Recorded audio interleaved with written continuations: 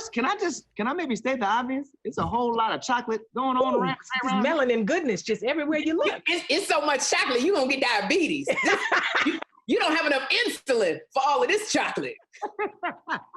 Wait, so they got the milk chocolate going on. Look at that. You got the dark chocolate. Listen, woo! I'm just happy me and Sherri are in the same space together so people can stop thinking we're the same person. The same person?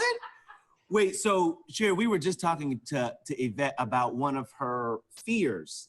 Were you aware that she has this fear of crumbs? I did not know Yvette was scared of crumbs. That's probably, where's my therapist? If she could take on some more new clients. I did not know. Where did the crumb fear come from? I don't know, but it has been with me my entire life. And I probably didn't tell you because people ridicule me, Scott, when I'm honest about my fears. That's probably one that we would ridicule you about. Understood. Yeah. One thing I got from Yvette, though, that I do to this day, she drinks her water ice cold. Because, if you have a hard time drinking water, drink it ice cold, and then you'll drink it even more. It's very refreshing. And then your body has to make it room temperature so you burn calories. That's it. Allegedly. You got a whole bunch of, and do you two have known each other for a while, right? Oh, yeah. Decades. I know. I love how you go, decades. We've known each other a long time, baby. Let me tell you this. I owe a lot of what I know about being on a set to Sherri Shepherd. The first thing I ever did was Girlfriends, and I had never done anything. And me and Sherri were going to the same church, and she sat me down and broke down what every step of walking into a table read is like, what it's like on set. Like without her, I'd have been a hot mess and probably fired. So thank you again, girl. I thank you all the time, but thank you again. And thank you. And it's so cool to see your friends, the evolution and the staying power. It's very inspiring, because it's always been like, okay, when you book a job, that means a job coming to me. And I'll never forget this, because Yvette said when we met at church, she was like, I'll be glad when you just book a job. What I actually said, Sherri, was that I pray for you to book. I used to pray. And you told me that you used to pray for Queen Latifah to book a job. Because if Queen Latifah had a job, that meant Sherri could work. If Sherri had a job, that meant I could work. So that's what it was. It was prayer. It was the Lord. That's how it worked. And it's interesting now because I can't imagine what it would be like, Sherri, to be in quarantine and now with all of this that's happening with Black people and our country, not just Black people, with your son. Yeah, that's a hard one. It's, I'm going to say something that my friend Niecy Nash said. A Black mother's prayer is so different from anybody else's prayer, because when my son goes out by himself, my prayer is that he comes home, that he's not somewhere and somebody's going to, and I say lynch because this is happening now, could be in that kind of trouble. My son is a boy who's quirky and funny and shy. He loves the WWE and Teen Titans. And on his Snapchat page, he says, I just want a girlfriend. But if you don't like his skin color, you'll never get to the beauty of who he is. Mm-hmm. And that is my fear and my anguish, that I'm trying to teach him, if you're stopped by a police officer, because he says, Mommy, if the bad police did that to that man, why didn't the good police say anything? Mm-hmm. And then I'm a little speechless. It's a hard lesson to be learning at 12. Have you been to anything with your son? Have you taken him outside to see any of this? I think that everybody is doing what they can do at the level that they can do it. So for me, I got, we still have to realize it's COVID. Yeah. We're still in a pandemic and we're still in quarantine. So for me, I got a child who has his unique challenges, and I have to take care of my child. I have parents that I take care of. And so I'm the one, don't discount the aunties over here that are praying as you march. And don't discount the aunties that are over here that's writing a check. Hey. Sending it to these charities so that if something happens to you, you have bail money. So we're moving towards the same goal. So I love it. I tried to take him over to march. I gathered together some kids and Jeffrey, and we were doing our march with the no justice, no peace. But then don't take kids who haven't eaten yet on a march. Because this boy was like, well, when we gonna eat? You just never no eat. We no justice, no peace. No justice. He was like, but no justice because we didn't eat, mama. You just gotta feed these kids. And that's an important thing. Food. You make sure it's the food table.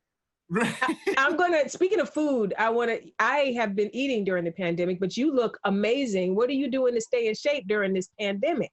And teach me your ways. You should come walking with me. I walk 5 miles and like 3 times a week. And I did a push-up challenge with some girlfriends, tried to get Kim Whitley involved to do 50 push-ups in 30 days. I got to 80 in 30 days.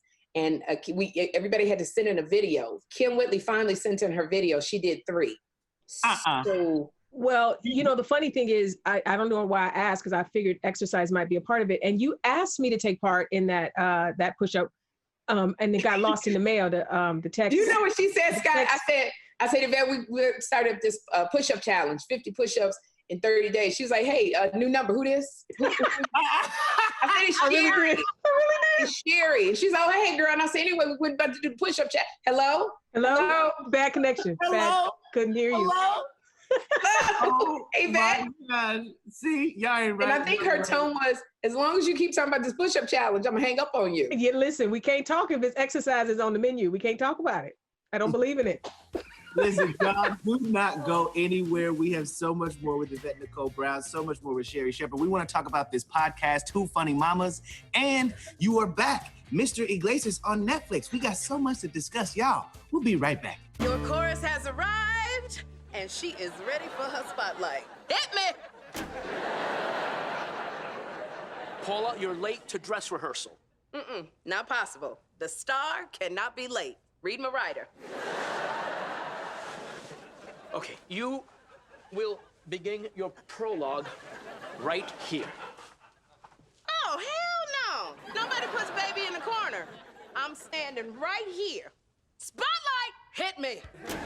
Sherri Shepherd doing what she does best on Mr. Iglesias, back on Netflix.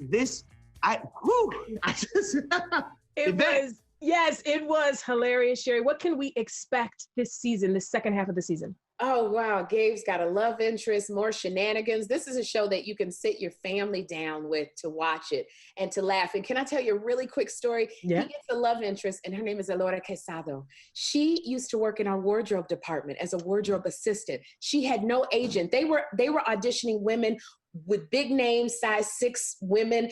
And she had done theater in New York, and she had been looking for an agent, but it was in our wardrobe department.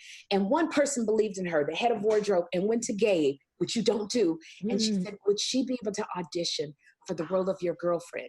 And Gabe said yes. And Elora blew him away with her funny and became a regular on our show. And you also love to hear stories like that, right? Where you're a person in the right place at the right time, doing what you're supposed to be doing. You know what I mean? And somebody's championing for you. And that's what we have to do. I think that's what we're called to do. To use our platform, if we can help somebody and pull them up.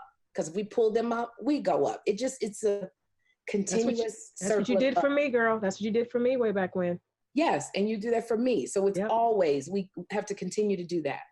Question for you ladies, while in quarantine, you know, Yvette, you and I have talked about this a little bit. You know, the dating thing in quarantine just was like, for me, it was a non-factor. It was a no-go. Sherri, go on. I have become accidentally celibate during the whole pandemic. What do you mean accidentally celibate? Because it wasn't on purpose. It wasn't on purpose. And God know my heart. He know my heart needs another heart. He know my heart needs somebody to spoon with. This is how bad it's getting. I'm looking at y'all going, we can spoon y'all. Let's put Scott in the middle. Be like a double fudge cookie. Just right. You have all this on the back. You got Yvette in them hips. You'll be so crushed with love.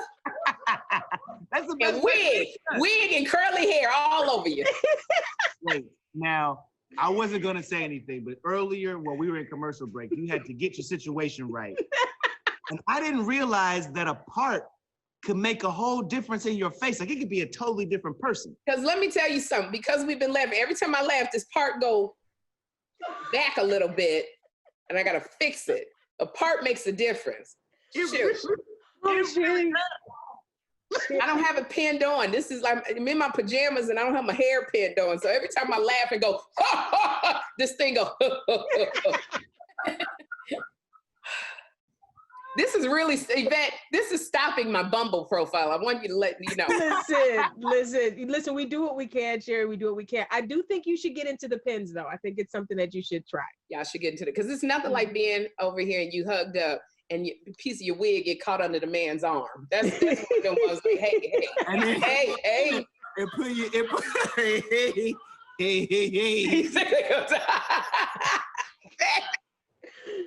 Oh God! You got that hair too, Yvette. You got your curly. Yvette, I love it because her hair is natural curly, but you still get caught in the underarm.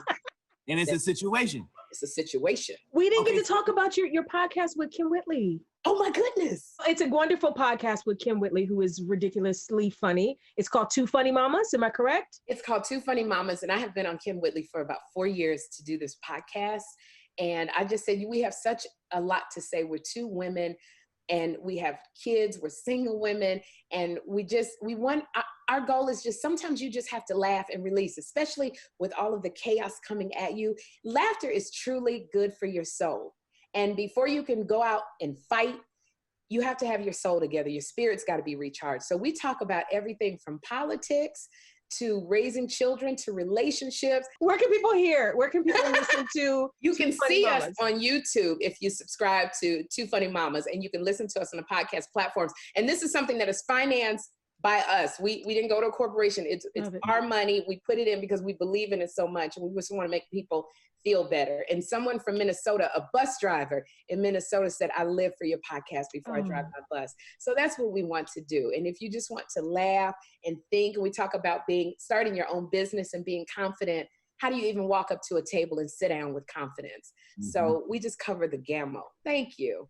And y'all are the perfect examples of that. I mean, I can't think of two women who are more confident and funny. You have to understand, this has been such a treat for me.